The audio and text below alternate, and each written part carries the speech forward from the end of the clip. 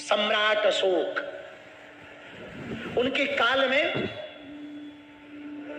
जब उनके समय में जब वो राजगद्दी पर बैठे थे ना, उसी समय अकाल पड़ गया। अकाल पड़ा तो उसी वक्त राजा सम्राट अशोक बहुत परेशान भये। उन्होंने बहुत बनकार बुलाए, साधक बुलाए, महात्मा बुलाए, संत बुलाए। महाराज अकाल पड़ा है, कोई तंत्र मंत्र करो, कोई यज्ञ करो, कोई अनुष्ठान करो। किसी ने यज्ञ किया, किसी ने अनुष्ठान किया, पर बारिश नहीं हुई। राजा बड़े परेशान भये, क्या किया जाए। तो किसी ने कहा कि आपने इतने महात्माओं को देख लिया, एक यहां पर बिंदुमती नाम की वेश्या रहती। बिंदुमती वेश्या है, गड़िका। एक बार उसको बुलाओ, शायद वो कोई उत्तर दे सके। आपने सबसे सलाह ली, एक बार उसको बुलाओ। राजा बुलाने ही वाले थे, तब तक एक महात्मा ने कृपा की और वो आशीर्वाद देके गए। भयंकर बारिश हुई। अच्छा, अब तक अकाल था, अब बारिश हो गई तो बिंदुमती को नहीं बुला पाए, बिंदु को नहीं बुलाया। लेकिन महाराज इतनी बारिश हुई कि भयंकर पानी आया, नदी बाढ़ में आ गई, पूरे गांव के गांव बहने लगे। महात्मा चले गए, अब वो तो मिले नहीं।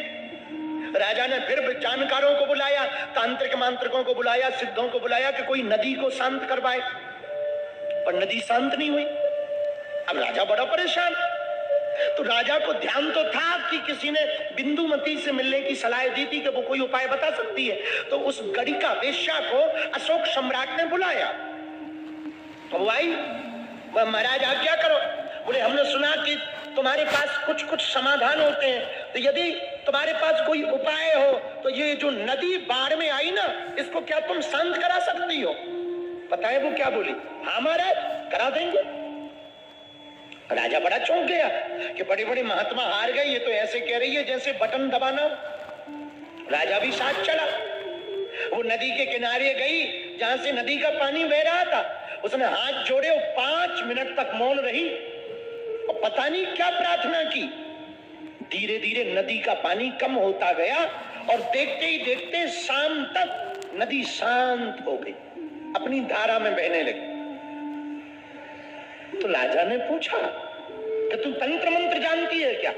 वेश्या ने कहा महाराज मैं कहां तंत्र मंत्र जानूंगी, मैं तो गड़िका हूं, वेश्या हूं, देह बेचने का व्यापार करती हूं। फिर तूने नदी को कैसे शांत कराया। बोले धर्म के बल पर। कौन से धर्म के बल पर, तू तो वेश्या है। बिंदुमती से राजा ने कहा, अशोक सम्राट ने, पता है वेश्या ने क्या कहा, महाराज यही मेरा धर्म है। और महाराज मैं जब नदी के पास गई तो पता है मैंने क्या कहा कि यदि आज तक मैंने वेश्या धर्म का पालन बड़ी शिद्दत से किया हो तो हे नदी तुम अपने मूल स्वरूप में आ जाओ, अपनी मूल धारा में आ जाओ। मैंने सिर्फ इतना कहा। तो राजा ने कहा तेरा धर्म क्या है। राजा ने पूछा कि वेश्या का धर्म क्या है। तब उसने कहा महाराज मैं जब देह व्यापार के रास्ते पर आई ना, तब मेरी जो गुरु थी उसने कहा था कि सुन तू देह व्यापार के रास्ते पर जा रही है, तू गड़िका है, वेश्या है और तेरा एक ही धर्म है, तो तेरे पास जो भी ग्राहक आवे उसको प्रसन्न रखना। अब वो काला भी होगा, बदबूदार भी होगा, दुर्गंध वाला भी होगा, बीमार भी होगा, कमजोर भी होगा, पर तेरा धर्म है उन सबको स्वीकार करना, यही तेरा धर्म है। और महाराज मैंने बिना विचार किए पूरे जीवन भर अपने ग्राहकों में ही भगवान को देखा और अपने धर्म का पालन करती रही। उसका परिणाम है कि आज नदी शांत हो गई। ये कथा सुनने में थोड़ा विचित्र है, पर ये संकेत और संदेश बड़ा दे रही। ये बिंदुमती की कथा कह रही है कि यदि हम धर्म पर चले ना तो अधर्म भी धर्म हो जाता है। भक्त तो थे ही। एक बार क्या हुआ कि किसी ने खबर दी कि एक ऐसी कन्या है जिसने प्रण लिया कि कोई व्यक्ति यदि मुझसे शादी करना चाहे तो मैं शादी तो करूंगी, पर एक शर्त रहेगी। बोले क्या। बोले शर्त ये रहेगी कि जो पुरुष जो हमारा होने वाला पति हो वो जीवन भर 1000 साधुओं को प्रतिदिन भंडारा करवाए, उसी से हम शादी करेंगे।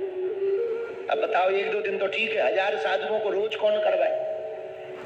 विप्र हरपाल जी ने सोचा और तो ठीक है, ये बढ़िया कन्या है, इसके चक्कर में हमसे भी साधु सेवा हो जाएगी। बड़े घराने के बेटा थे, ब्राह्मण पुत्र थे, नाम हरपाल था, सो उससे शादी कर ली। अब शादी कर ली तो रोज का काम 1000 साधुओं का भंडारा। अब पता लगा तो महात्मा 1000 फिक्स थोड़ी आवे, पंगत की पता लगे तो कई बार 2000 आ जाए, कई बार 3000 आ जाए। महात्मा तो महात्मा, भंडारा बढ़ने लगा। अब ये कमाई धमाई कुछ करे नहीं, दिन भर खबाने में, पिबाने में, बनाने में ही दिन निकल जाए। रोज साधु सेवा करे निरंतर। अब क्या किया जाए, राशन धीरे धीरे घटने लगा तो उधार मांगने लगे। तो बड़े घराने के बेटा, तो लोगों ने पहले तो उधार दे दिया, बाद में इन्होंने चुकाना मना कर दिया, है ही नहीं है, दें कहां, तो लोगों ने उधार देना ही बंद कर दिया।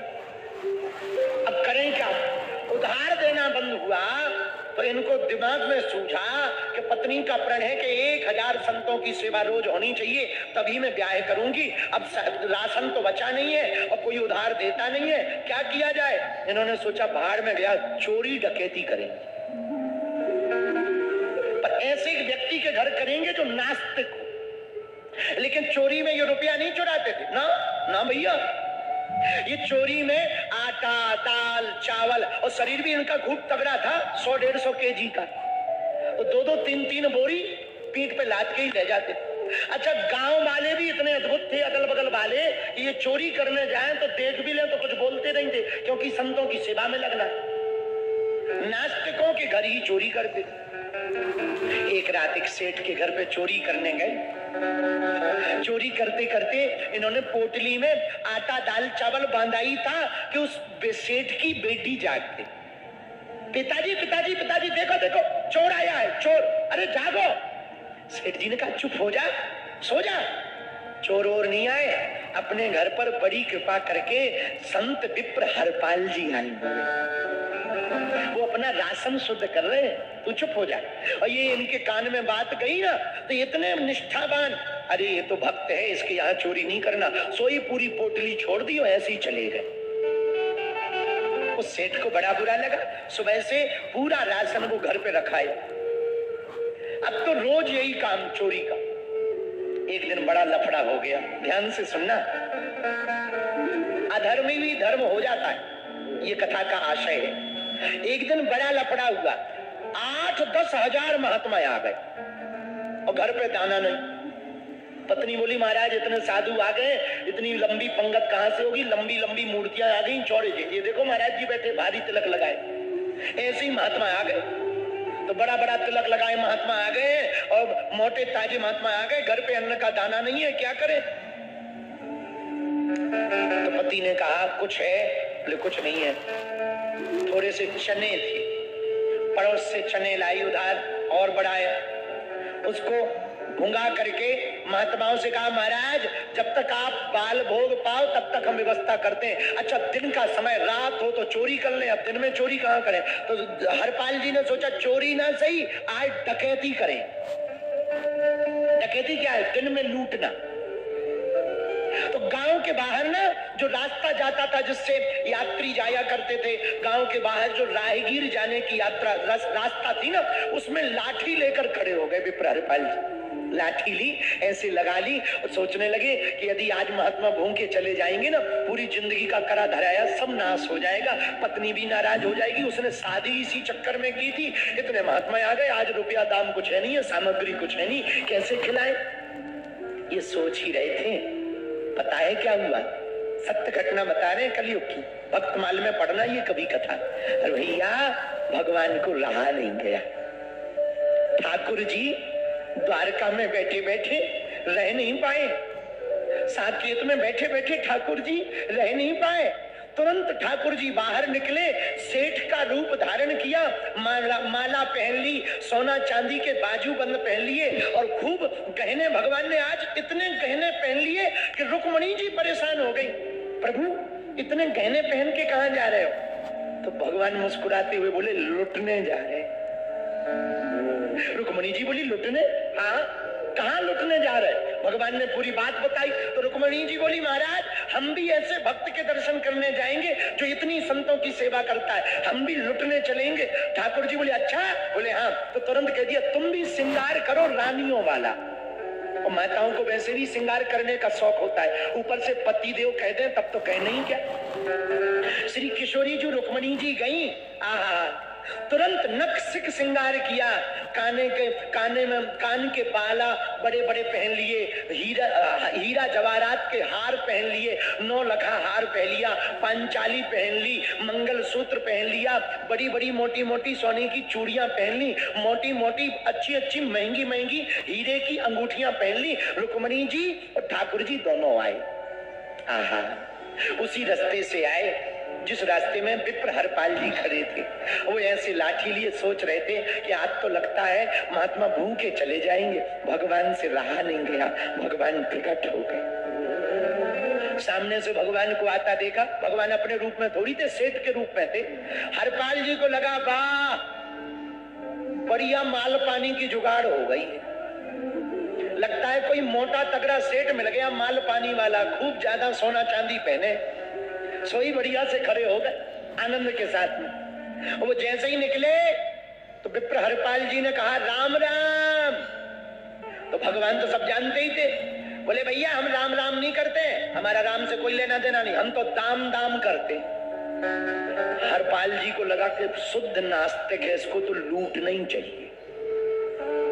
तो पता है भगवान क्या बोले हरपाल जी से? बोले भैया तुम कहाँ के हो? हरपाल जी बोले इसी गांव के हैं। विप्र हरपाल बोले भैया हमें ये जंगल का रास्ता बाहर करवा दो, हमने सुना यहाँ पे एक डकैत रहता है हरपाल, अब वो नंबर 1 का डकैत है, हमें उससे बचाने के लिए रास्ता पार करा दो।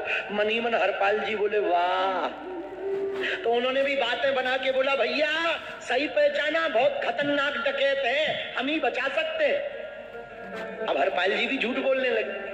भगवान बोले ठीक है हमको पार करा दो, क्या रुपया लोगे? बोले क्या दोगे? बोले 3 मोहरें देंगे। हरपाल जी बोले पहले 3 मोहरें दे दो, बाद में हम पार कराएं। भगवान ने 3 मोहरें, इतनी पोटली निकाली उसी के सामने और बड़ी बड़ी मोहरें 3 दे दी। हरपाल जी बोले 2 मिनट रुको, हम अभी गए। भागे भागे गए, पत्नी से बोले ये लो मोहरें, तब तक तुम भंडारा कराओ जब तक हम 1 साल की जुगाड़ करके आ रहे। अब वापस आ गए और वापस आए और ऐसे कंधे पे रखी लाठी, ऐसे या कंधे पे रख लेते ना, आपने कभी कभी देखा होगा चरवाहे जो रहते हैं ऐसे कंधे पे लाठी रख लेते, ऐसे हाथ कर लेते, ऐसे देखो ऐसे हाथ कई लोग कर लेते ना, ऐसे कंधे पे लाठी रखे ऐसे हाथ कर लेते। ऐसे हरपाल जी ने लाठी रखी कंधे पे और चलने लगे। तो भगवान बोले सेठ जी बने भैया आगे चलो पीछे नहीं। तो बोले वाह रक्षा तो पीछे से ही करेंगे। हरपाल जी ने सोचा पीछे चले अच्छो दबा के दे लग, और जैसे ही गिर जाए सो लूट लेंगे। तो नहीं आगे चलो। हरपाल जी बोले क्यों? बोले वाह हरपाल डकैत आएगा तो तुम आगे रहोगे, तो कम से कम तुम लड़ोगे, तो जब तक तुम लड़ोगे तब तक हम दोनों भाग जाएंगे। भगवान ऐसा बोले, समझ गए बहुत चतुर है।